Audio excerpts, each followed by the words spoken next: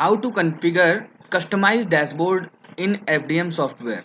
FDM software में हम customised dashboard कैसे बनाएंगे। जैसे नॉर्मल टेबल नहीं चाहिए मुझे, नॉर्मल इंटरवल रिपोर्ट नहीं चाहिए मुझे कुछ कस्टमाइज बनाना है, कोई विजुअलाइजेशन, कोई डैशबोर्ड अपने लिए बनाना है, तो उस डैशबोर्ड को भी हम इजीली कॉन्फ़िगर कर सकते हैं फैक्ट्री डेटा मैनेजर सॉफ्टवेयर में। कैसे कर सकते हैं आज हम उसी को देखेंगे। तो चलिए शुरू करते हैं। सबसे पहले मैं एक डेमो डैशबोर्ड आपको दिखाता हूँ। मैं एक डेमो डैशबोर्ड दिखाता हूँ कि किस तरीके का डैशबोर्ड आप इस पे बना सकते हैं। तो जैसे ये सैंपल स्क्रीन 4 है। जैसे यहाँ पे देखिए एक डेमो डैशबोर्ड बन रहा है। ये कस्टमाइज डैशबोर्ड है, जैसे कस्टम डैशबोर्ड है। यहाँ जैसे टाइम दिख रहा है, यहाँ पे आपको प्रेशर दिख रहा है, उसके नीचे प्रेशर लिखा हुआ है। ये आपको टेम्परेचर दिख रहा है, यहाँ टेम्परेचर लिखा हुआ है। ये प्रेशर टेम्परेचर का ग्राफ हमने दिखा दिया है। कुछ और पैरामीटर जैसे वोल्टेज, करंट, फ्रीक्वेंसी, इनको डायल्स पे दिखा दिया है। अब देखिए इस पर्टिकुलर इसको मैं इस ग्राफ को क्वेरी करना चाहूँ, पुराना डेटा देखना चाहूँ तो वो भी मैं देख सकता हूँ। जैसे प्रीवियस डे का मैं डेटा देखना चाहूँ तो मैं प्रीवियस डे का भी डेटा यहाँ पे देख सकता हूँ। उसको जूम कर सकता हूँ, इवन डाउनलोड अपलोड सब कुछ कर सकता हूँ। तो ये अलग अलग विजेट्स हैं, ये जो हैं वो अलग अलग विजेट्स हैं, और इन विजेट्स का यूज़ करके मैं अपने लिए कस्टमाइज डैशबोर्ड बना सकता हूँ। अभी मैं आपको दिखाऊंगा कि कैसे मैं इस कस्टमाइज डैशबोर्ड को मैं कैसे कस्टमाइज कर सकता हूँ अपनी रिक्वायरमेंट के हिसाब से। लॉग आउट करते हैं, एडमिन से लॉगिन करते हैं, एडमिन राइट्स के साथ में एडमिन के साथ लॉगिन करते हैं। अब देखिए यहाँ पे एक है मैनेज डैशबोर्ड्स। मैनेज डैशबोर्ड्स में हम जाएंगे तो यहाँ पे है कॉन्फ़िगरेबल स्क्रीन्स, यानी कि ऐसी स्क्रीन्स जिनको कॉन्फ़िगर किया जा सकता है। यहाँ पर हम डैशबोर्ड को इंपोर्ट भी कर सकते हैं, बट अभी हम क्रिएट करेंगे, एक नया डैशबोर्ड क्रिएट करते हैं। इसका नाम हम रख देते हैं न्यू डैशबोर्ड। सेव करते हैं। एक नया डैशबोर्ड के नाम की स्क्रीन बन गई है। मेक करते हैं न्यू डैशबोर्ड। न्यू डैशबोर्ड अभी पूरा ब्लैंक है, हमें अब इसमें नए नए विजेट्स डालने हैं, जो अपनी रिक्वायरमेंट के हिसाब से विजेट्स डालने हैं। तो यहाँ पे मैं क्रिएट न्यू पे जाऊँगा।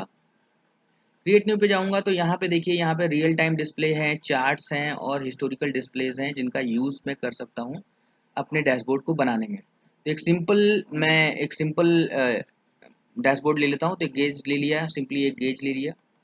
बहुत टाइप के गेजेस हमारे पास अवेलेबल हैं, तो उसमें पहले गेज ले लिया। तो हर विजेट की अपनी प्रॉपर्टीज़ होती हैं। जैसे ही हम नेक्स्ट करते हैं वो प्रॉपर्टीज़ हमारे सामने आ जाती हैं। जैसे कि इस गेज की मिनिमम वैल्यू क्या होगी, मैक्सिमम वैल्यू क्या होगी। मैं कहता हूँ इसकी वैल्यू 500 होगी। इसका विजेट का टाइटल क्या होगा, मैं कहता हूँ इसका टाइटल होगा वोल्टेज LL, यानी कि फेस टू फेस वोल्टेज। नीचे पैरामीटर ये देखिए दिखा हुआ है, पैरामीटर क्या होगा, टाइटल बॉटम, तो हमने कहेंगे इसका यूनिट V हो जाएगा। अब ये जो विड्थ है, इस विड्थ को भी हम कम ज़्यादा कर सकते हैं, तो हम इसको और थोड़ा सा पतला कर देते हैं, तो अपनी रिक्वायरमेंट के हिसाब से। इलेक्ट्रिसिटी, इसमें कौन सा टैग दिखाना है, तो इलेक्ट्रिसिटी वोल्टेज दिखाना है।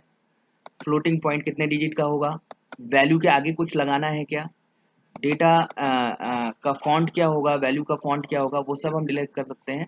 इवन टाइटल का कलर क्या होगा वो भी हम ओके कर सकते हैं। टाइटल का कलर क्या होगा वो भी हम डिफाइन कर सकते हैं।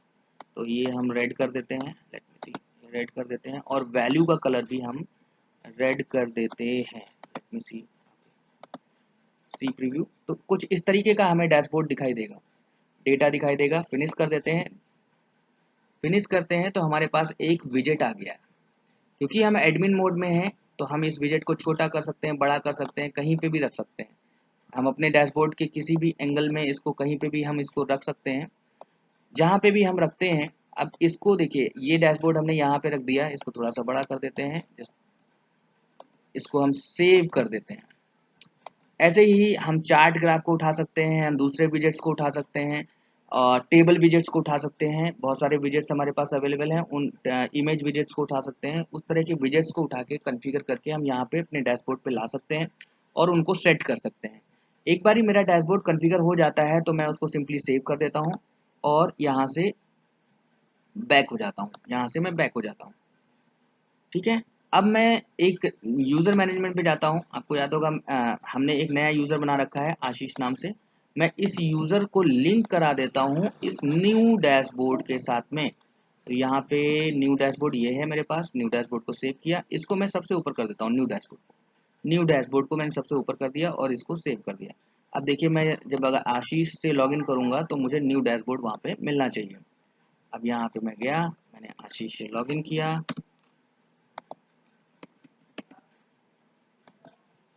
तो मुझे यहाँ पे देखिए न्यू डैशबोर्ड मिल गया। तो अब यहाँ पे वही दिख रहा है जो हमने वहाँ पे कॉन्फ़िगर किया था, केवल एक डेटा कॉन्फ़िगर किया था वही दिख रहा है और कुछ नहीं दिख रहा है। तो अब क्योंकि मैं अब यूज़र हूँ, एनालाइज़र हूँ, तो मैं इसको चेंज नहीं कर सकता, बट जस्ट मैं देख सकता हूँ।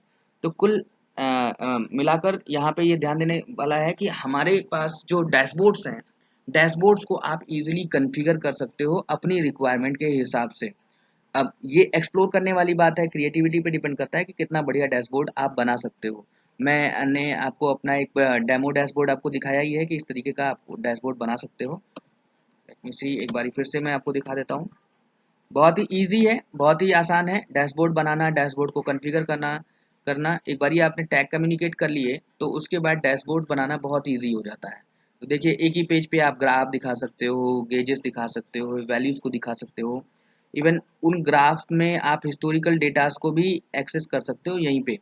जैसे यहाँ पे प्रीवियस डे या वीक का मैं देखना चाहूँ, प्रीवियस डे का पर 30 मिनट का डेटा मेरे को चाहिए, तो सीख किया मैंने। तो ये देखिए ये मेरे पास 30 मिनट्स का एवरेज डेटा मेरे पास अवेलेबल हो गए।